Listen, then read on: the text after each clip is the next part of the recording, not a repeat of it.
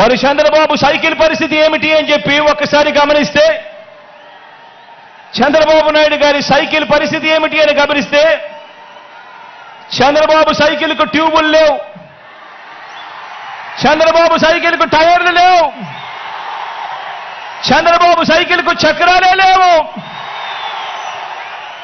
Chandrababu cycle తుప్పు పట్టిన పరిస్థితిలో ఈరోజు ఉంది.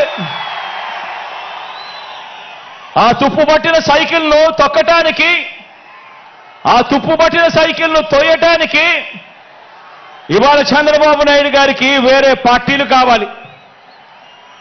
ఇది చంద్రబాబు నాయుడు గారి జాబ్ రిక్వైర్మెంట్. ఎందుకంటే బాబు పేరు చెబితే గుర్తుకొచ్చే ఒక్క మంచి కూడా ప్రజల నోట్లో నుంచి వినపడదు. చంద్రబాబు పేరు చెబితే గుర్తుకొచ్చే ఒక్క స్కీము కూడా ప్రజల నోట్లో నుంచి వినపడదు, కనిపించదు. అందుకే పొత్తుల్లో భాగంగా ముందుగా ఒక ప్యాకేజీ ఇచ్చి ఒక దత్తపుత్రుని తెచ్చుకున్నాడు ఈ పెద్ద మనిషి చంద్రబాబు నాయుడు. దత్తపుత్రుని ఎందుకు తెచ్చుకున్నాడంటే, ఈ ప్యాకేజీ స్టార్ అయితే సైకిల్ సీటు తనకు కావాలని అడగడు, తన వారికి సీట్లు ఇవ్వకపోయినా కూడా ఈ పెద్ద మనిషి, ఈ దత్తపుత్రుడు అడగనే అడగడు. ఎందుకు ఇన్ని తక్కువ సీట్లు నాకు ఇస్తున్నావు అని చెప్పి అంతకన్నా క్వశ్చనే చెయ్యడు. కావాలంటే తాను తాగుతా ఉన్న టీ గ్లాస్ కూడా బాబుకే ఇచ్చేస్తాడు. చంద్రబాబు సిట్ అంటే కూర్చుంటాడు, చంద్రబాబు స్టాండ్ అంటే నిలబడతాడు. సైకిల్ను ఎప్పుడు దిగమంటే అక్కడ దిగుతాడు, ఎప్పుడు సైకిల్ను తోయమంటే అప్పుడు తోస్తాడు. పొత్తుల్లో ఉండమంటే పొత్తుల్లో ఉంటాడు, విభేదించినట్టు డ్రామాలు ఆడమంటే రక్తి కంటిచ్చే డ్రామా కూడా ఆడుతాడు. వెనకటికి చంద్రబాబు నాయుడు లాంటి నాయకుడిని ఎవరో అడిగారట. వెనకటికి చంద్రబాబు నాయుడు గారి లాంటి నాయకుడిని ఎవరో అడిగారట, అయ్యా పరిపాలన చేసేవారు కలకాలం గుర్తుండాలంటే ఎలాంటి పనులు చేయాలి అని చెప్పి అడిగారట. ఎలాంటి పనులు చేస్తే కలకాలం గుర్తుండిపోతాం ప్రజల్లో అని చెప్పి అడిగాడట. అప్పుడు ఆ బాబు ఏం చెప్పాడంటే, ప్రజలకు అన్నం పెడితే అరిగిపోతుంది, ప్రజలకు చీర కొని పెడితే చిరిగిపోతుంది, ప్రజలకు ఇల్లు కట్టిస్తే కూలిపోతుంది, కర్రు కాల్చి వాత పెడితే మాత్రమే ప్రజలకు కలకాలం గుర్తుంటుందని ఆ బాబు చెప్పాడట. ఈ 14 ఏళ్ళు సీఎంగా ఉన్న బాబు కూడా అలాంటోడే. 14 ఏళ్ళు ముఖ్యమంత్రిగా ఉన్న ఈ చంద్రబాబు కూడా అలాంటోడే. అదే చేశాడు. అలాంటి బాబు ఎంతమందితో పొత్తులు పెట్టుకున్నా, ఇలాంటి ఈ చంద్రబాబు ఎంతమందితో కూడా పొత్తులు పెట్టుకున్నా కూడా ఈ చంద్రబాబు నాయుడు గారి పరిస్థితి సున్నా. ఈ సున్నా ఇంటూ ఎన్ని పొత్తుల్లో ఎన్ని పార్టీలున్నా కూడా దాని విలువ ఒక బోడి సున్నానే.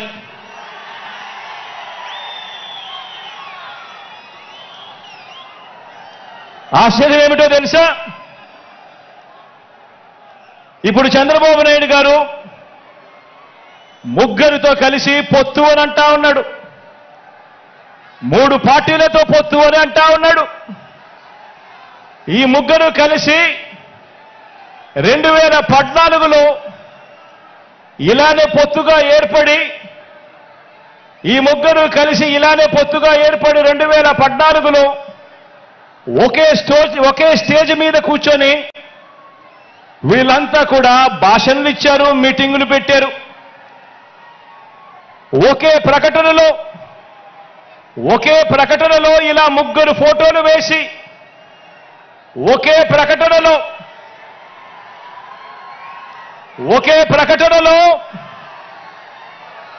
ఇలా ముగ్గురు ఫోటోలు వేసుకుని ఇలా ముగ్గురు కూడా ఫోటోలు వేసుకొని చంద్రబాబు నాయుడు గారి సంతకం పెట్టి ఇంటింటికి ఈ పాంఫ్లెట్ను పంపించాడు.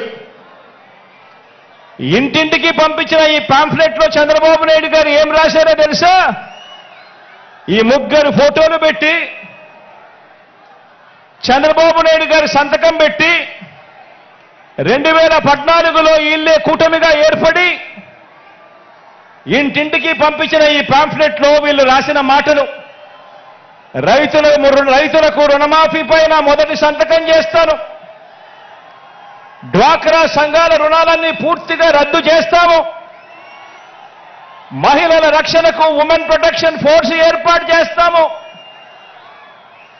ఆడబిడ్డ పుట్టిన వెంటనే మహాలక్ష్మి పథకం కింద 25,000 రూపాయలు బ్యాంకు అకౌంట్లో డిపాజిట్ చేస్తాము, ఇంటింటికి ఒక ఉద్యోగం ఇవ్వలేకపోతే ఉపాధి ఉద్యోగం వచ్చేదాకా నెల 2,000 రూపాయలు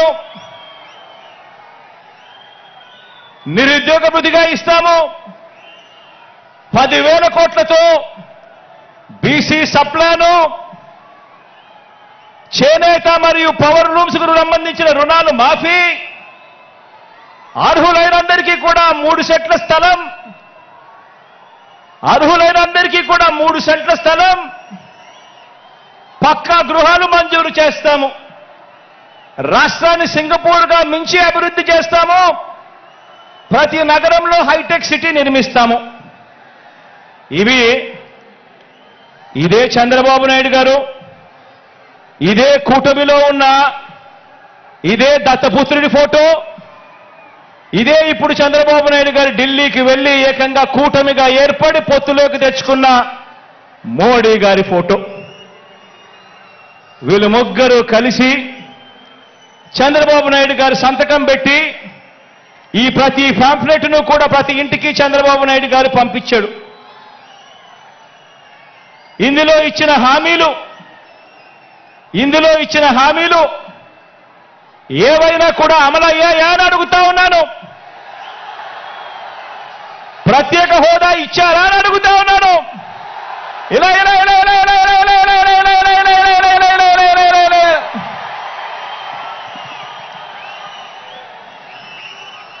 మరి ఇవి గతంలో చేయకుండా మరి పొత్తులో వీళ్ళంతా కూడా భాగమై ఈ మాదిరిగా మీటింగులు పెట్టి మేనిఫెస్టో అని చెప్పి మేనిఫెస్టోలో ఇవన్నీ పెట్టి పాంఫ్లెట్లుగా ఇవన్నీ చేసి ఏకంగా చంద్రబాబు నాయుడు గారు సంతకం పెట్టి ప్రతి ఇంటికి కూడా ఈ మాదిరిగా పంపించి మరోసారి ఇదే డ్రామాను, ఇవే పొత్తులు, మరోసారి ఇలాంటివే ఇంతకన్నా ఎక్కువ హామీలు ఇస్తూ మరోసారి మోసం చేసేందుకు ఈ రోజు మళ్ళా చంద్రబాబు నాయుడు గారి పొత్తుల డ్రామాతో మళ్ళీ ఈ రోజు మీ అందరి ముందుకు వస్తా ఉన్నారు. ఆలోచన చేయమని అడుగుతా ఉన్నా. చంద్రబాబు నాయుడు గారు చూపిస్తా ఉన్న ఈ పొత్తులతో ఎవరికైనా కూడా ప్రయోజనం కలిగిందా అని చెప్పి ప్రతి ఒక్కరూ కూడా ఆలోచన చేయమని అడుగుతా ఉన్నాను. ఇలా రెండు చేతులు పైకెత్తి ఇలా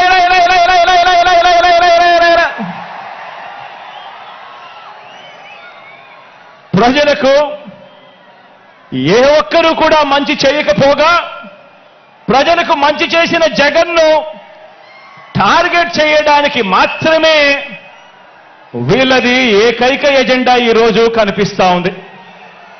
ఆలోచన చేయమని అడుగుతా ఉన్నా. చంద్రబాబు నాయుడు గారికి అధికారం ఎందుకు కావాలి అనంటే ప్రజలకు మంచి చేయడం కోసం కాదు, ఎన్నికల మేనిఫెస్టోలో చెప్పింది చేయడం కోసం కాదు. చంద్రబాబు నాయుడు గారికి అధికారం ఎందుకు కావాలి అనంటే కారణం ఆ అధికారంతో ప్రజలను దోచుకునేందుకు పంచుకునేందుకు మాత్రమే చంద్రబాబు నాయుడు గారికి అధికారం కావాలి.